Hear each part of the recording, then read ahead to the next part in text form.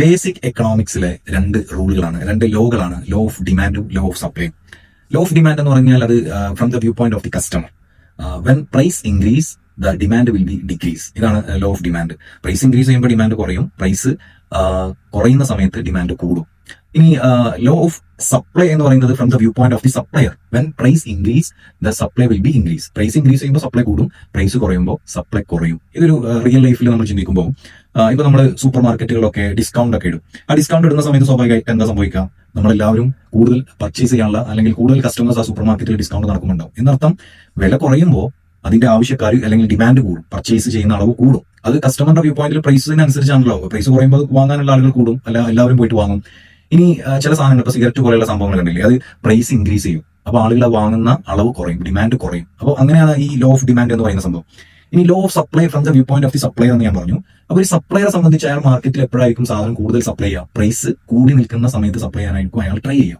Price കുറഞ്ഞ് ആകെ പ്രശ്നമായിട്ട് നിൽക്കുമ്പോൾ കൂടുതൽ സാധനം മാർക്കറ്റിലേക്ക് കൊടുന്ന് സപ്ലൈ ചെയ്യാൻ വേണ്ടി സപ്ലൈർ തയ്യാറാവില്ലല്ലോ. അപ്പൊ ലോ ഓഫ് സപ്ലൈ എന്ന് പറയുമ്പോൾ പ്രൈസ് ഇൻക്രീസ് ചെയ്യുമ്പോൾ സപ്ലൈ കൂടും, പ്രൈസ് കുറയുമ്പോൾ സ്വാഭാവികമായിട്ട് സപ്ലൈ കുറയും. ഇനി ഇത് രണ്ടും ഒരുമിച്ച് ക്രോസ് ചെയ്യുന്ന ഒരു പോയിന്റ് ഉണ്ടാവും. ആ ക്രോസ് ചെയ്യുന്ന പോയിന്റിനെയാണ് മാർക്കറ്റ് ഇക്വിലിബ്രിയം എന്ന് പറയാം. ഈ market equilibrium very very important in the market study. ഒരു കമ്പനി ഒരു പുതിയ പ്രൊഡക്റ്റ് ഒരു മാർക്കറ്റിൽ ലോഞ്ച് ചെയ്യുന്ന സമയത്ത് മാർക്കറ്റ് സ്റ്റഡി നടത്തും. ആ മാർക്കറ്റിൽ അങ്ങനെ ഒരു പ്രൊഡക്റ്റ് ആവശ്യമാണോ, അല്ലെങ്കിൽ ആ മാർക്കറ്റിലുള്ള കസ്റ്റമേഴ്സിന്റെ പർച്ചേസിംഗ് പവർ എത്രയാണ്, അതൊക്കെ പരിഗണിച്ചിട്ടാണ് ആ മാർക്കറ്റിൽ ആ പ്രൊഡക്റ്റ് എത്രയാണ്, അതിന്റെ ഒരു മാസം എത്ര വിറ്റ് പോകും, അതൊക്കെ നോക്കിയിട്ടാണ് എല്ലാവരും ലോഞ്ച് ചെയ്യുക. അപ്പോൾ ഒരു മാർക്കറ്റിൽ ഒരു പ്രൊഡക്റ്റ് ഒരു 50 പീസ് പോകാനേ സാധ്യതയുള്ളൂ. അത്രയും ആ മാർക്കറ്റിന്റെ വലിപ്പമുള്ളൂ, അത്രയും ആ മാർക്കറ്റിന്റെ ഒരു പർച്ചേസിംഗ് പവർ ഉള്ളൂ. അപ്പോൾ അവരെയാണെങ്കിൽ 200 പീസ് ലോഞ്ച് ചെയ്തു, ഒരു മാസം 200 പീസ് പോകുന്നുള്ള കണക്കൂട്ടിൽ 200 ഇട്ടു. ശരിക്കും ആ മാർക്കറ്റിൽ 50 പർച്ചേസിംഗ് പവർ ഉള്ളൂ എന്ന് വിചാരിക്കുക. അപ്പോൾ സ്വാഭാവികമായിട്ട് എന്ത് ചെയ്യും? 50 പീസ് പോകും, പിന്നെ 150 പീസ് ബാക്കിയാവും, പിന്നെ 2 മാസം കഴിയുമ്പോൾ 100 പീസ് പോകും, പിന്നെ 100 പീസ് ബാക്കിയാവും. അപ്പോൾ ഇതിന്റെ ഡെഡ് സ്റ്റോക്ക് ആവും മാർക്കറ്റിൽ. അപ്പോൾ സ്വാഭാവികമായിട്ട് എന്ത് ചെയ്യും? അത് പോകാൻ വേണ്ടിയിട്ട് ഡിസ്കൗണ്ട് ഇടും. ഡിസ്കൗണ്ട് ഇടുമ്പോൾ പ്രൈസ് കുറയും, അപ്പോൾ എന്ത് ചെയ്യും? ഡിമാൻഡ് കൂടും. അപ്പോൾ സ്വാഭാവികമായിട്ട് ആളുകൾ വാങ്ങുന്ന അളവ് കൂടും. അപ്പോൾ ഈ സാധനം വിറ്റ് തീരും. വിറ്റ് തീരുന്ന സമയത്ത് സപ്ലൈ ചെയ്യാൻ ഈ സപ്ലൈറെ കൊണ്ട് പറ്റുമെന്ന് ചോദിച്ചാൽ, ഇപ്പൊ പ്രൈസ് ഓൾറെഡി ഡിസ്കൗണ്ടിൽ കുറഞ്ഞിരിക്കുകയാണ്. അപ്പൊ സപ്ലയർ എപ്പോഴാണ് സപ്ലൈ കൂട്ടുക? പ്രൈസ് ഇൻക്രീസ് ചെയ്യുന്ന സമയത്താണ് സപ്ലൈ കൂടുക. അപ്പോൾ ലോ ഓഫ് സപ്ലൈ പ്രകാരം ആ സമയത്ത് സപ്ലൈ വരാൻ പറ്റുന്ന ഒരു സാഹചര്യമില്ല. അപ്പൊ പ്രൈസ് കൂടുന്ന സമയത്താണ് സപ്ലൈ വരിക. അപ്പൊ ശരിക്കും 50 പീസാണ് ആ മാർക്കറ്റിന്റെ കപ്പാസിറ്റി എങ്കിൽ 50 മാത്രമാണ് ആ മാർക്കറ്റിൽ വരും. ആ 50 വരുന്ന സമയത്ത് കറക്റ്റ് ഡിമാൻഡും സപ്ലൈയും ജോയിൻ ചെയ്ത് പോകുന്നുണ്ട്, അത് മാർക്കറ്റിൽ ഫിനിഷ് ആവും. അടുത്ത 50 വരും, പിന്നെ 50 വരും. ആവശ്യമുള്ള സാധനങ്ങൾ മാത്രം ഒരു മാർക്കറ്റിൽ വരുമ്പോഴാണ് ഈ ഡിമാൻഡ് സപ്ലൈ ലോ ഒക്കെ കൃത്യമായിട്ട് പോവുക, ഇക്വിലിബ്രിയം പോയിന്റുകൾ വളരെ കൃത്യമായിട്ട് പോവുക. അപ്പൊ ഇത് വളരെ ഇമ്പോർട്ടന്റ് ആണ് ഒരു മാർക്കറ്റിനെ സംബന്ധിച്ച്. പക്ഷേ ഈ എക്കണോമിയിൽ എന്താണ്, വ്യത്യസ്തമായ പല സാഹചര്യങ്ങൾ കൊണ്ടും എക്കണോമിയിൽ ബുദ്ധിമുട്ടും പ്രശ്നങ്ങളൊക്കെ വരുമ്പോൾ, ഇപ്പൊ കറണ്ട് സിറ്റുവേഷൻ പോലുള്ള പ്രശ്നങ്ങൾ വരുമ്പോൾ ഈ നിയമങ്ങളൊക്കെ തെറ്റും. അപ്പൊ എന്താ സംഭവിക്കുക? ഇപ്പോ ഒരു ഉദാഹരണം നോക്കാം. പ്രൈസ് ഇൻക്രീസ് ചെയ്തുകൊണ്ടിരിക്കുകയാണ് എല്ലാ സാധനങ്ങളുടെയും. അപ്പോൾ പ്രൈസ് ഇൻക്രീസ് ചെയ്ത സമയത്ത് ലോ ഓഫ് സപ്ലൈ പ്രകാരം എന്താ സംഭവിക്കുന്നത്? കൂടുതൽ ഉൽപ്പന്നങ്ങൾ മാർക്കറ്റിലേക്ക് വരികയാണ് വേണ്ടത് ലോ ഓഫ് സപ്ലൈ പ്രകാരം. പക്ഷേ സപ്ലൈ ചെയിനിൽ പ്രശ്നമാണ്, കൃത്യസമയത്ത് സാധനങ്ങൾ എത്തുന്നില്ല. അതുകൊണ്ട് ലോ ഓഫ് സപ്ലൈ നടന്നു പോകുന്നില്ല. കൃത്യമായിട്ട് ലോ ഓഫ് സപ്ലൈ മാർക്കറ്റിൽ എക്കണോമിയിൽ അപ്ലൈ ചെയ്യാൻ കഴിയുന്നില്ല. ലോ ഓഫ് ഡിമാൻഡ് എന്താണ്? പ്രൈസ് ഇൻക്രീസ് ആവുന്ന സമയത്ത് ഡിമാൻഡ് കുറയാണ് വേണ്ടത്. പക്ഷെ ഇപ്പൊ നമുക്ക് ചിക്കൻ്റെ ഒക്കെ വില കൂടുമ്പോൾ റെസ്റ്റോറന്റുകളുടെ ഒക്കെ ഒരു കാര്യം ആലോചിച്ചു നോക്കാം. അവര് പ്രൈസ് കൂടിയാലും കുഴപ്പമില്ല, സാധനം തീരുന്നതിന് മുമ്പ് സ്റ്റോക്ക് വാങ്ങി വെക്കാന്ന് വിചാരിച്ചിട്ട് എന്ത് ചെയ്യും?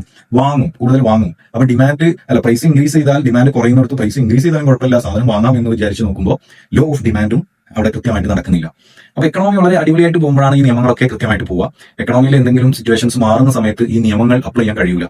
അപ്പോൾ ഈ നമ്മുടെ ഗവൺമെന്റുകൾ ഇതൊക്കെ നോക്കിക്കാണും. അപ്പൊ നമുക്കും ഇത് എന്താണ് നമ്മുടെ ചുറ്റും, നമ്മുടെ എക്കണോമിയിൽ എന്താണ് ബേസിക് ആയിട്ട് സംഭവിക്കുന്നത് എന്ന്, ഇതൊക്കെയാണ് സംഭവിക്കുന്നത്, ഇതൊക്കെയാണ് നമ്മുടെ ചുറ്റും സംഭവിക്കുന്ന ഒരു സംഭവം.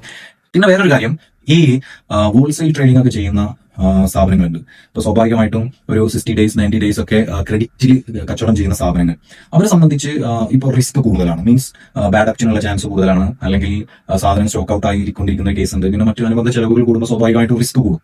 റിസ്ക് കൂടുമ്പോൾ എന്ത് ചെയ്യണം? ബിസിനസ്സിലുള്ള ഒരു ബേസിക് സംഭവം എന്താ? റിസ്ക് കൂടുമ്പോൾ പ്രോഫിറ്റ് കൂടണം. അപ്പൊ ഇതും ഒക്കെ പരിഗണിച്ച് അവരെന്ത് ചെയ്യും? സാധനത്തിന്റെ പ്രൈസ് കൂട്ടി ഇൻക്രീസ് ചെയ്യും. അപ്പൊ പ്രൈസ് ഇൻക്രീസ് ചെയ്യുന്നത് എന്തിനു വേണ്ടിയിട്ടാണ്? ഡിമാൻഡ് എന്ന് പറയുന്ന സംഭവം കുറഞ്ഞാലും കുഴപ്പമില്ല, മാർക്കറ്റിലുള്ള കളക്ഷൻ പൈസ കൃത്യമായിട്ട് പിരിച്ചെടുക്കാനുള്ള ശ്രമമാണ് കൂടുതൽ വേണ്ടതെന്ന് കരുതിയിട്ടാണ് ഇത്തരം കമ്പനികളൊക്കെ അതിന് കൂടുതൽ കോൺസെൻട്രേഷൻ ഫോർ ദി കളക്ഷൻ, ഡെപ്റ്റ് കളക്ഷൻ, സെയിൽസിനേക്കാളും. അപ്പോൾ ഇങ്ങനെയൊക്കെ ഒരു സിറ്റുവേഷൻ വരുന്ന സമയത്ത് നമ്മൾ സൊസൈറ്റി എന്ന നിലയിൽ നമ്മളെ ഒരു റെസ്പോൺസിബിലിറ്റി എന്താ? നമ്മൾ അറ്റ്ലീസ്റ്റ് നമ്മുടെ ചുറ്റും നടക്കുന്ന കാര്യങ്ങൾ, ബേസിക് ആയിട്ടുള്ള കാര്യങ്ങളാണ്, അത്രയെങ്കിലും നമുക്ക് മനസ്സിലാവണം. ഇതൊക്കെയാണ് എന്റെ ചുറ്റും, എന്റെ എക്കണോമിയിൽ സംഭവിച്ചുകൊണ്ടിരിക്കുന്നത്. അപ്പൊ ഗവൺമെന്റ് ഇതിനൊക്കെ ഓവർകം ചെയ്യാൻ വേണ്ടിയിട്ട് പല ഡിസിഷൻസ് എടുക്കും, പല പോളിസീസ് കൊണ്ടുവരും. അപ്പൊ അതൊക്കെ നമ്മൾ മനസ്സിലാക്കുക, നമ്മൾ അതിനോടൊപ്പം ചേരുക എന്നുള്ളതാണ് നമ്മളൊരു സൊസൈറ്റിയുടെ ഭാഗം എന്നുള്ള രീതിയിൽ നമുക്ക് ചെയ്യാനുള്ളത്.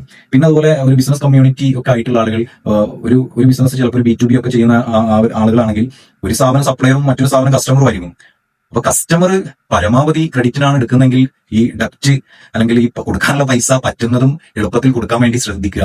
ഇനി സപ്ലയർ ആണെങ്കിൽ അവരെ കയ്യിലുള്ള സംഭവം കൂടുതൽ സ്റ്റോറിൽ വില ഇനിയും കൂടുമ്പോൾ കൊടുക്കാമെന്ന് കരുതിയിട്ട് അങ്ങനെ പിടിച്ചു വെക്കാതെ അവരും മാർക്കറ്റിൽ കൃത്യമായ ഈ പറഞ്ഞ പോലെ കൃത്യമായ ഒരു നല്ല ഇടപെടൽ, ഒരു എത്തിക്കൽ ഇടപെടൽ അവര് ചെയ്യുക. അപ്പോൾ ഇതിലൊരു നമ്മളെല്ലാവരും കൂടെ ഒരു കൂട്ടായ ശ്രമത്തിലൂടെയാണ് ഇതൊക്കെ നമുക്ക് മറികടക്കാൻ പറ്റുക. അപ്പൊ നമ്മുടെ ഗവൺമെന്റ് എടുക്കുന്ന പോളിസികളും അതോടൊപ്പം നമ്മളെല്ലാവരും ഈ കാര്യങ്ങൾ ഇതൊക്കെയാണ് നമ്മുടെ ചുറ്റും നടക്കുന്നത് അറ്റ്ലീസ്റ്റ് നമ്മൾ ഓരോരുത്തരും മനസ്സിലാക്കാൻ ശ്രദ്ധിച്ചാൽ അതൊരു നല്ല കാര്യമാണ്. അപ്പൊ ശരി.